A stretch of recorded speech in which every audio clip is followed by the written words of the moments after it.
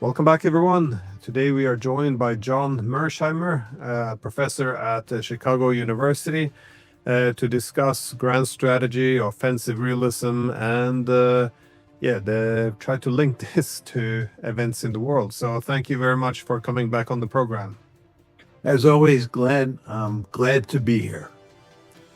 So, everyone now seems to recognize that, well, we live in somewhat historical times. That is, the international distribution of power, it's shifted from the west to the east very fast, which is quite remarkable for having occurred during peace times. Now, we see that the unipolar moment is over, and even on a greater time frame, we can argue that a period of 500 years has come to an end since the European maritime powers reconnected the world in the early 16th century, and to different degrees organized the world under its administration ever since. Now, the response in the West, and I would say especially Europe, to these massive ongoing shifts now in the international distribution of power, they tend to be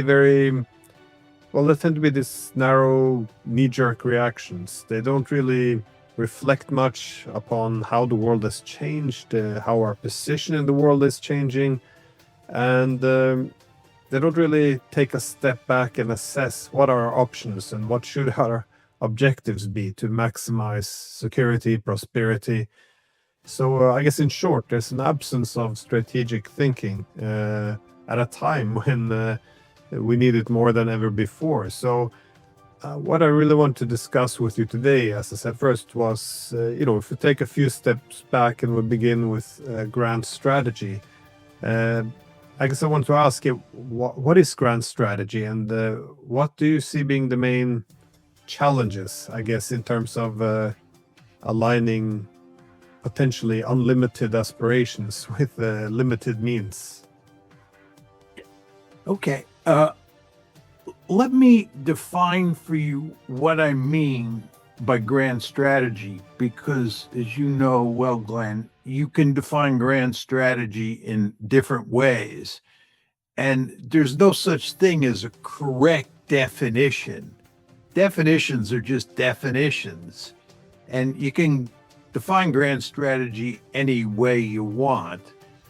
My view is that the best definitions are those that are most useful for helping you make sense of the world. So in other words, you could define the term great power to include Iran. And the question you have to ask yourself is whether you think that makes sense. And I don't think it does. That's not to underestimate the power that Iran has, but it's not a great power. So I would want to have a definition of great power that I thought included countries like the United States, China, and Russia, but excluded countries like Iran. But the basic point I just want to make clear to the viewers is that there's no such thing as an approved solution as to what the definition of grand strategy is.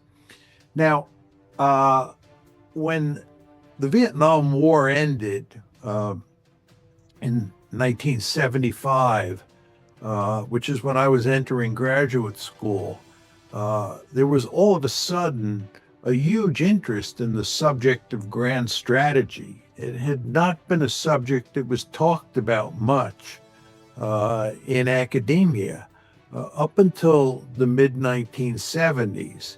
And then a whole cottage industry grew around that subject. So in a very important way, I was present at the creation, and we came up with what I thought was a quite useful definition of what grand strategy was at the time. And I still think it's a quite useful definition, especially if you think about how great powers act. And what I'll do is I'll just quickly lay out my definition of grand strategy. And to make it as clear as possible, I'll contrast it with how I would define foreign policy. In other words, I distinguish between grand strategy and foreign policy. Now, my definition of grand strategy is that it's all about balancing a state's most important foreign policy goals. Put that in slightly different terms. It's vital interests with the military means it has available to achieve those goals. So, in other words, you have to first define what are the most important foreign policy goals, the vital interests, and then you have to think about what military means you have to protect those goals. And foreign policy, for me, doesn't discriminate among your goals. You can have lots of different foreign policy goals. What I'm saying is that grand strategy is all about looking for a state's vital interests. Now, what exactly do I mean by that? There, the question is, what areas of the world are worth fighting and dying for? Where are you willing to expend blood and iron? Those are the vital interests. And to get way ahead of myself, in the case of the United States, the vital interests outside of the Western Hemisphere have historically been Europe, East Asia, and the Persian Gulf. Those were the three areas where almost everybody agreed we should be willing to expend blood and iron. We should treat as vital interests.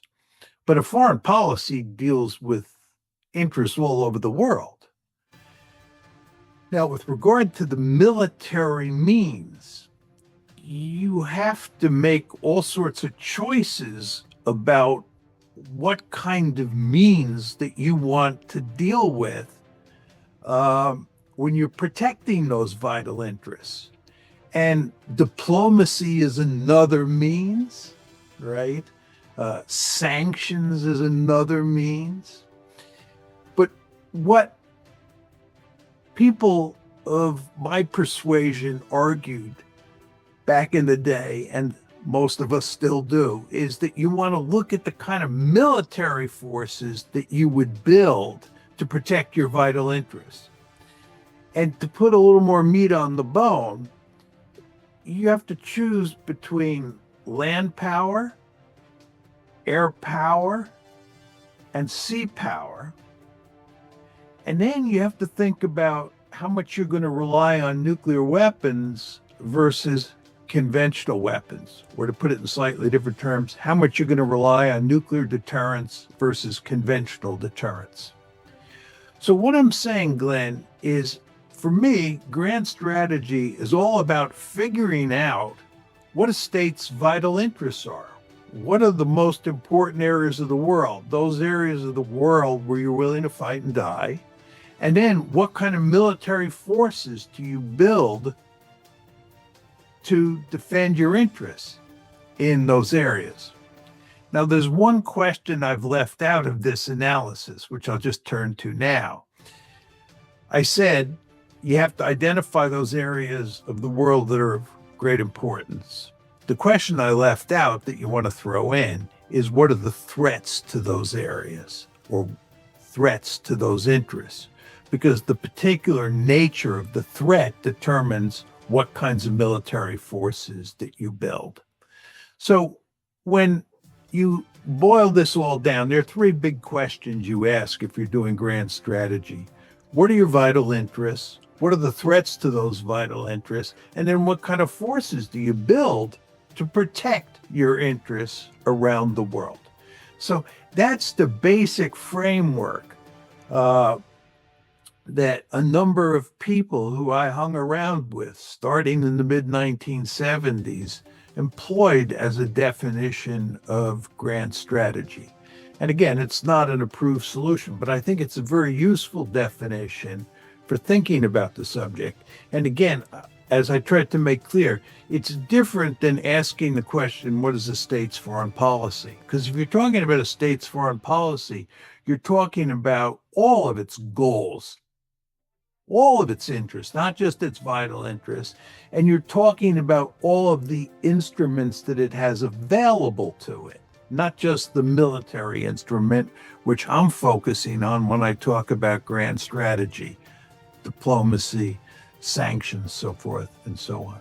So I hope that's sort of a good template of how I think about the general subject. And then if you want, I can tell you how I think it applies to the United States. Yeah, well, that was actually my next question because, again, the United States, it has to start to make more priorities, especially, again, as the distribution of power shifts, it has to focus on and prioritize some things above others. Or to use your words, what are the priorities for the United States in terms of what it's willing to fight and die for? What is worth fighting and die for? I mean, is it security, or is it its position, its power in the world? And well, at the moment, the US does face, well, we can say challenges, that is from, to its power at least, from China, Russia, of course, the Middle East is also, well, seemingly being reorganized. How how do you see the challenge for the United States in terms of prioritizing what to focus on? And there will always be trade-offs, given that there's limited resources. And again, as you said, the need is to prioritize as we come to everything. So how, not necessarily what the US should do, but what are the dilemmas it's facing here? Okay, let me tell you what I think the four areas of the world that the United States really cared about, and how to think about those areas. And then we could talk a little bit about the threats to those areas. I think there is no question that the most important area of the world for any great power is its backyard, its neighborhood, or the surrounding area. And all of this is a way of saying that in the American case, the Western Hemisphere is the most important area of the world. There's just no question about that. It is our backyard. Nevertheless, because the United States is a regional hegemon in the Western Hemisphere, it's usually taken for granted that the United States considers the Western Hemisphere its most important area, its most vital interest. So, in other words, people don't talk much about that. And what people do talk about are the areas outside of the world that the United States should care about, because that's where its vital interests are located. And in this case, historically, the two most important areas have been Europe and East Asia. And the reason is that's where the other great powers are. And the United States has always cared about those areas where there are other great powers, because smaller powers really can't challenge the United States in any meaningful way. It's just the other great powers. And if you look at Europe, of course, that's where you saw countries like Napoleonic France, Imperial Germany, Nazi Germany. It's where the heart of the Soviet threat was located. It was in Eastern Europe. And then, of course, East Asia mattered greatly because of Japan mainly. And today it matters greatly because of China. And it's very important to understand, Glenn, that for the United States, over the course of its history, going back to when it got its independence in 1783, and I would say ramping forward to about 2017, again, for almost all of America's history, Europe was the number one area outside of the Western Hemisphere, and East Asia was always number two. And the reason is because the great powers in Europe were more powerful than the great power in East Asia, which was Japan. And you remember that even though the Japanese attacked us at Pearl Harbor on December 7, 1941, we had a Europe first policy. And the reason that we had a Europe first policy was because Nazi Germany was a greater threat to the United States than Imperial Japan was, because Nazi Germany was much more powerful. After 2017, for the first time in our history, the most important area for the United States outside of the Western Hemisphere is East Asia, because China is by far the most powerful, great power on the planet besides the United States. The Russians, as you know, are the other great power. The Russians, the Chinese, the Americans, those are the three great powers. But the Russians are the weakest of the three great powers. China is really a peer competitor of the United States in almost every sense of that term. So for the first time in American history, East Asia has become the most important area. And Europe is of secondary importance. Now, the third area that I haven't talked about is the Persian Gulf. This is not the whole Middle East, just the Persian Gulf. And the Persian Gulf has been a very important area for the United States for most of the 20th century and up till today, because that's where the oil is. And oil is such an important resource for making the international economy work. So the United States has always cared greatly about who controls the oil in the Middle East, or let me put it differently, who controls the oil in the Persian Gulf.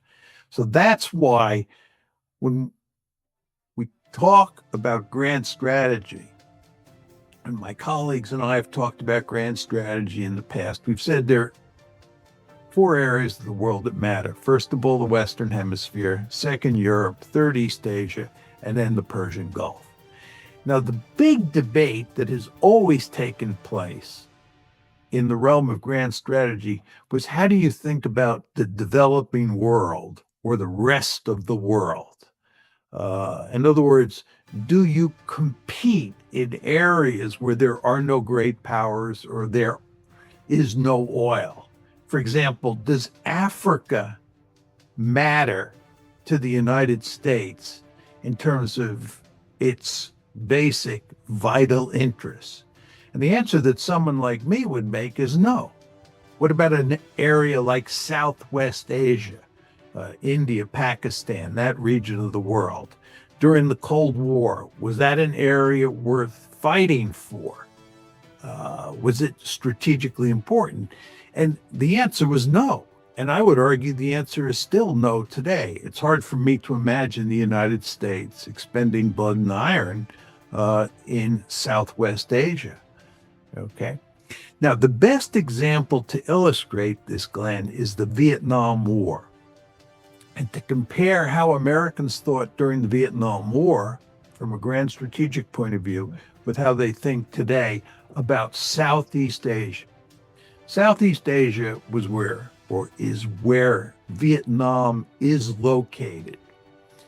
And during the Vietnam War, basically all of the realists argued that it was remarkably foolish for the United States to fight in Southeast Asia, to fight in Vietnam. It made no strategic sense at all. And as you know, virtually all of the realists of the day, including people like Ken Waltz, Hans Morgenthau, George Kennan, just to name a few, were adamantly opposed to the Vietnam War because it was in Southeast Asia, and the Soviet Union was not physically located in Southeast Asia. In fact, the Soviet Union was located in Northeast Asia. So when the United States fought the Korean War in Northeast Asia, which is right next door to the Soviet Union, everybody understood that Korea was a strategically important area to the world, and it made strategic sense for the United States to contain the Soviet Union in Northeast Asia. But that logic did not apply in Southeast Asia, because Southeast Asia was not considered to be of vital interest by most realists or students of grand strategy.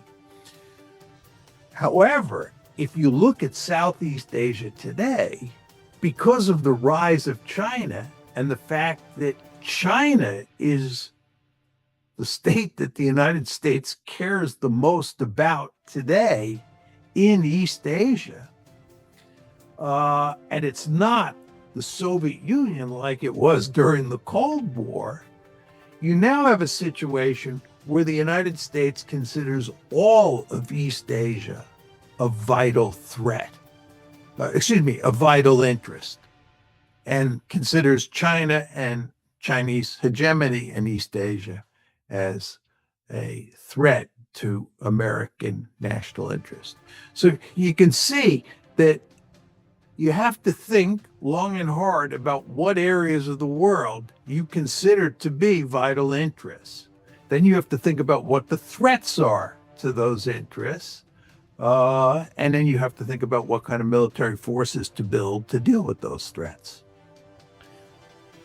Do you see well, it seems that historically, if you want a successful grand strategy, you need, I guess, strong political consensus at home, because, everyone kind of have to agree. So it's consistent. But often this requires slow developments in the world, though, so politicians can adjust, and of course the political cohesion as well. We kind of see the opposite happening now, though. The world is spinning, very fast, and also political cohesion at home is fragmenting. Not just in the US, Europe as well, but as a result, then how can the US form a clear grand strategy, a successful one? Because you would think all of this is kind of up in the air. So should the US prioritize Europe? For some, they would say, well, that's traditionally what we've done. They can still be a force amplifier. Others are saying, no, they're holding us back. They're costing a lot of resources, and it comes with further cost by pushing the Russians to the Chinese. They're bugging us down there when we should pivot to Asia. So all of these different options haven't really been settled, it seems, because again, the world is changing fast, and again, the political polarization isn't helping either. So in other words, the US, what seems to be grand strategy, could shift in an election if Trump hands power over to the Democrats, for example. So to what extent is this a challenge, or do you see eventually the distribution of power imposing grand strategy on the politicians? Well, a couple points. One is there are a variety of grand strategies that you can choose among, which we've not talked about.